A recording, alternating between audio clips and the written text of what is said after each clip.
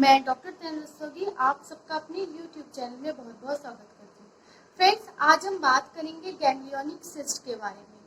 इससे पहले अगर आप मेरे चैनल पे नए हैं तो प्लीज़ मेरे चैनल को सब्सक्राइब कर दीजिए जल्दी से, जिससे आगे आने वाली इंफॉर्मेटिव वीडियोस आपको मिलती रहे। फ्रेंड्स, गैंग्लियोनिक सिस्ट एक नॉन कैंसरस सिस्ट है, यानी कि हमारे अगर कभी भी सिस्ट होती है तो हमें ये नहीं सोचना चाहिए ये सिस्ट कैंसर की सिस्ट हो गई है, कैंसर का ट्यूमर हो गया है। ये गैंग्लियोनिक सिस्ट ज़्यादातर हमें रिस्ट पर मिलती है, यानी कि हमारा जो कलाई वाला एरिया होता है यहाँ पे मिल सकती है, और हमारे हैंड वाले जॉइंट पे मिल सकती है। कभी कभी ये हमारे एंकल या फिट में भी डेवलप हो जाती है। फ्रेंड्स, अब मैं आपको कॉज बताऊंगी कि ये जो सिस्ट होती है ये कैसे डेवलप होती है। ज़्यादातर देखा जाता है कि जो वुमेन्स होती हैं वो ज़्यादा सफ़र करती हैं इस सिस्ट की, उनकी ज़्यादा ये सिस्ट होती है कंपैरिजन में मैन के। अब एज फैक्टर देखें तो एज में ज़्यादातर 15 से 40 साल तक के जो पर्सन होते हैं उनके अंदर ये सिस्ट ज़्यादा देखने के लिए मिलती है। और ज़्यादातर जो लोग ऑस्टियोआर्थराइटिस के पेशेंट होते हैं उनमें ये सिस्ट ज़्यादा मिलती है। और ऑर्थोआर्थराइटिस में क्या होता है कि जो हमारे नेल्स के आसपास का जो जॉइंट्स होता है, यहाँ पे टीयरिंग बियरिंग जॉइंट होता है, मतलब यहाँ पे जो नेल के पास का जो जॉइंट होता है वहाँ पे सिस्ट डेवलप हो जाती है।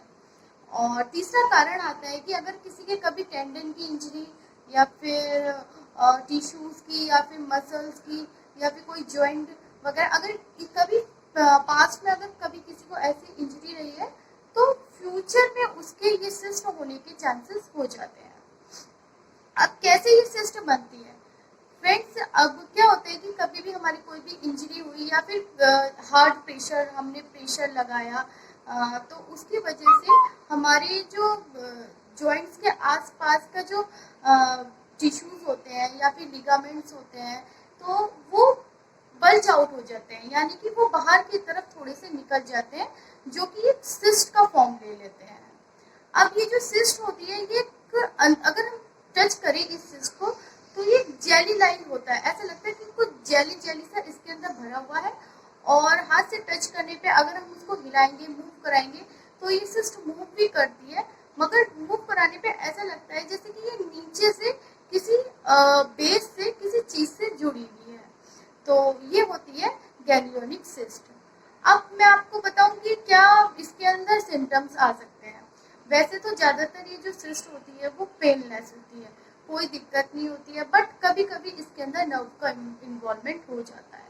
अब क्या होता है कि जहाँ पे हमारी ये सिस्ट डेवलप हुई है उस सिस्ट के आसपास अगर कोई नर्व जा रही है तो वो नर्व, ये सिस्ट उस नर्व को कंप्रेस करती है। कंप्रेशन की वजह से क्या होता है कि हमारे जिस जगह सिस्ट है वहाँ पे पेन होना स्टार्ट हो जाता है, जो ऐसा लगता है जैसे जो हाथों में नमनेस सी, या फिर ऐसा फील होता है जैसे हाथों में या जहाँ भी सिस्ट है वहाँ पे चीटियाँ चीटियाँ सी चल रही हो, हाथ में सुनपन रहना, या फिर वहाँ की जो मसल है वो हमें कमजोर कमजोर सी दर्द सा महसूस होने लगता है। तो फ्रेंड्स, ये तो इस सिस्ट के सिम्टम मैंने आपको बताए।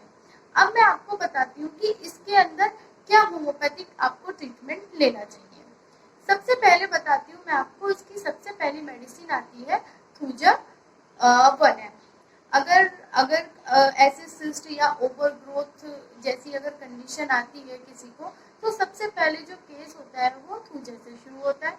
थूजा 1M की आपको वीक में 1 डोज लेनी है, 4 बूंदें अपनी टंग पर लेनी है, ओनली 1 डोज लेनी है, याद रखिए। अब दूसरी मेडिसिन आती है रूटा। रूटा क्या होता है? रूटा आपको 30 में लेनी है, 4 बूंदें सुबह लेनी है और 4 बूंदें शाम को लेनी है, क्योंकि रूटा एक बहुत अच्छी मेडिसिन है जब टेंडन की इंजरी हो जाती है या टिश्यूज की इंजरी हो जाती है या फिर कोई भी लिगामेंट्स वगैरह की अगर इंजरी हो जाती है, उसमें कोई दिक्कत आती है, उसकी वजह से अगर सिस्ट डेवलप हो रही हो तो रूटा बहुत अच्छा काम करती है। तो इसलिए आपको रूटा की 4 बूंदें सुबह और 4 बूंदें शाम को लेनी है। अब आती है कलकेरिया फ्लोर 6X। फ्रेंड्स, ये एक बायोकेमिक मेडिसिन है, ये आपको टैबलेट फॉर्म में मिलेगी। तो इसको जैसे आपको 4 गोलियां सुबह लेनी है और इसकी 4 गोलियां शाम को लेनी है, आपके टंग पे रखते ही अपने आप डिसॉल्व हो जाती है। इसके अंदर भी क्या होता है, जो मेडिसिन होती है, अगर किसी पेशेंट को सिस्ट डेवलप है, हार्ट सिस्ट डेवलप हो रही हो, या फिर कोई भी कहीं भी अगर सिस्ट डेवलप है, तो उस समय हम कैलकेरिया फ्लोर 6x देते हैं।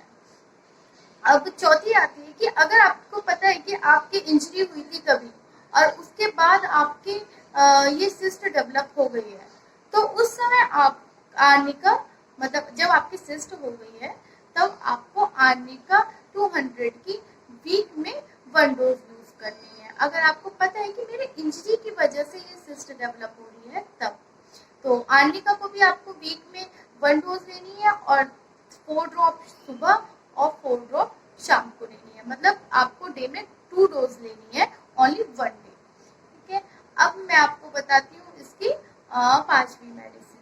पांचवी मेडिसिन आती है साइलिशिया। साइलिशिया भी एक बायोकेमिक मेडिसिन है, उसे भी आपको 6x में यूज करना है। ये भी बहुत अच्छी मेडिसिन है, जो आपकी सिस्ट हुई है उसको अच्छे से डिसॉल्व करेगी। और तो आपको 4 गोलियां सुबह लेनी है और 4 गोलियां शाम को लेनी है। फ्रेंड्स, अगर आपको मेरा ये वीडियो अच्छा लगा है तो प्लीज़ मेरे वीडियो को लाइक कीजिए, शेयर कीजिए, सब्सक्राइब कीजिए, जिससे आगे आने वाली इंफॉर्मेटिव वीडियोस आपको मिलती रहें। Thank you.